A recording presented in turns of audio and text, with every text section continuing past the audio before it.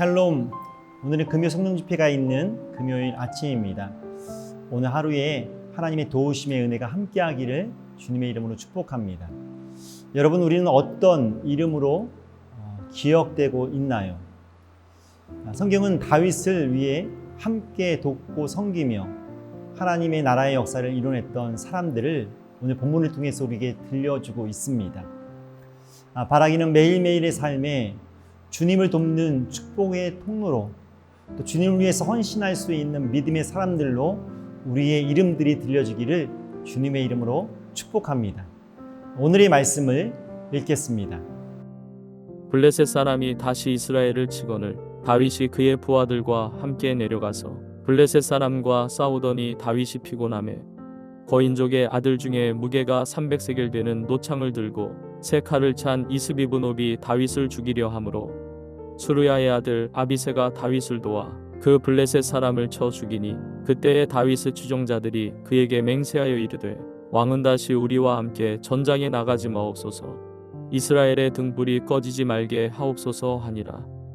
그 후에 다시 블레셋 사람과 곱에서 전쟁할 때에 후사 사람 십부게는 거인족의 아들 중에 삽을 쳐 죽였고, 또 다시 블레셋 사람과 곱에서 전쟁할 때에 베들레헴 사람 야레오르김의 아들 에라나는 가드 골리앗의 아울 라흐미를 죽였는데 그 자의 창 자루는 배틀채 같았더라. 또 가드에서 전쟁할 때에 그곳에 키가 큰 자 하나는 손가락과 발가락이 각기 6개씩 모두 24개가 있는데 그도 거인족의 소생이라. 그가 이스라엘 사람을 능욕함으로 다윗의 형 삼마의 아들 요나단이 그를 죽이니라. 이 네 사람 가드의 거인족의 소생이 다윗의 손과 그의 부하들의 손에다 넘어졌더라. 블레셋 사람이 이스라엘을 다시 공격하자 다윗은 부하들을 데리고 전쟁에 참여하게 됩니다. 이로 인해 다윗은 몹시 피곤하여 지쳐있을 때에 300세겔이 되는 무거운 노창을 들고 세 칼을 찬 거인족이 다윗을 죽이려고 공격합니다. 이때 아비새가 다윗의 도움으로 거인을 죽이고 위기를 해결하죠. 다윗의 부하들은 이로 인해서 다윗에게 간절히 요청합니다. 다시는 이 전쟁에 참여하지 말고 하나님 나라의 더 큰 역사를 이루도록 간청하는 장면으로 오늘 우리에게 들려주고 있습니다. 15절의 말씀을 읽겠습니다. 블레셋과 이스라엘 사이에 다시 전쟁이 일어나서 다윗이 군대를 거느리고 내려가서 블레셋 사람과 싸웠다.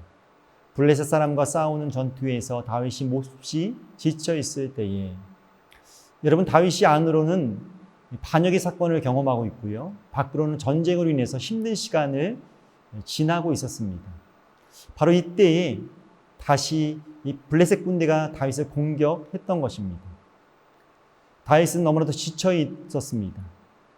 이 지쳐 있던 순간에 다윗은 감당하기 어려웠던 이 순간에 이 거인족의 한 사람이 다윗을 죽이려고 달려듭니다. 그는 큰 노창을 들었고 허리에는 색깔을 차면서 누구도 맞설 수 없는 위협적인 모습으로 이 다윗을 죽이려고 다가왔습니다. 이때 충성스러웠던 이 아비새는 이 다윗을 죽음으로부터 구해내죠. 여러분, 그렇습니다. 분명 다윗을 구한 것은 충성스러웠던 아비새이죠. 하지만 아비새 뒤에서 이 다윗을 보호하시는 여러분, 하나님의 손길, 하나님의 도움의 손길을 우리는 알고 기억해야 합니다. 사랑하는 여러분, 세상에서 영적인 전쟁을 하다 보면 지쳐서 위기를 만나는 순간이 있습니다. 하지만 이때 우리가 염려하거나 두려워할 필요가 없습니다. 왜냐하면 이 다윗을 위기에서 구했었던 하나님이 바로 우리를 이 위기에서 하나님의 손으로 우리를 잡으셔서 구원해 주시기 때문입니다.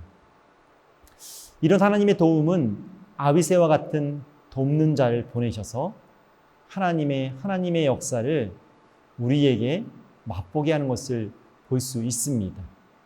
바라기는 이 축복의 승리를 맛보게 하는 돕는 자, 충성스러운 하나님의 사람이 되기를 주님의 이름으로 축복합니다. 본문은 이스라엘에 대해서 계속해서 이야기해 줍니다. 이스라엘은 곱이라는 장소에서 이 블레셋과 전쟁을 하게 됩니다. 이때에는 후사 사람 시브게오는 거인족의 아들 삽을 죽게 합니다. 또 같은 장소에서 전쟁을 하였는데 이때는 엘하난이 가드 사람을 골리앗을 죽게 합니다. 다른 장소에서는 가드에서 전쟁할 때에는 모두 24개의 손가락과 발가락을 가진 거인족의 용사가 이스라엘을 조롱할 때에 다윗의 형 삼마의 아들 요나단이 그를 죽입니다. 이렇듯 거인족의 4명은 다윗의 손과 그의 충성스러운 부하들의 손에 모두 죽게 됩니다. 22절의 말씀을 읽겠습니다. 이 4사람은 모두 가드에서 태어난 거인족의 자손인데 다윗과 그 부하들에게 모두 죽었다. 사랑하는 여러분, 성경은 다윗과 함께 전쟁에 참여해서 승리하였던 사람들의 이름과 업적을 말씀해주고 있습니다. 특별히 강조되는 것은 무엇입니까?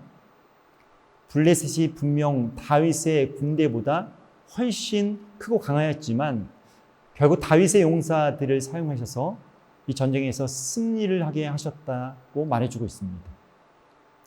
그렇습니다. 전쟁의 승리는 수에 많고 적음이 또 아니면 무기의 능력이나 그 적음에 있지 않다라는 것을 말씀해주고 있어요. 전쟁의 승리는, 전쟁의 승리의 근원은 바로 하나님께 있음을 말씀해주고 있습니다.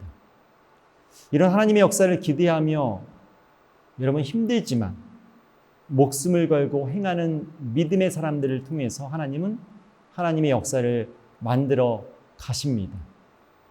우리 모두가 이런 하나님의 역사 속에서 사용되어지기를 주님의 이름으로 축복합니다. 사랑하는 여러분, 하나님은 믿음의 사람들을 사용하셔서 하늘의 역사를 이루어 가십니다. 하나님의 나라의 공동체를 세우기 위해서 이렇게 충성스러운 믿음의 사람들이 필요합니다. 그러기에 우리는 매일매일 하나님이 주시는 힘과 하나님이 주시는 능력으로 이 땅을 살아가야 됩니다.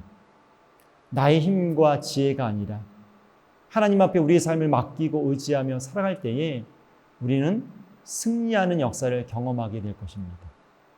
이렇게 믿음의 연합, 믿음의 헌신으로 세상에 나갈 때에 우리는 그 세상 가운데에서 하나님의 승리를 경험하게 될 것입니다.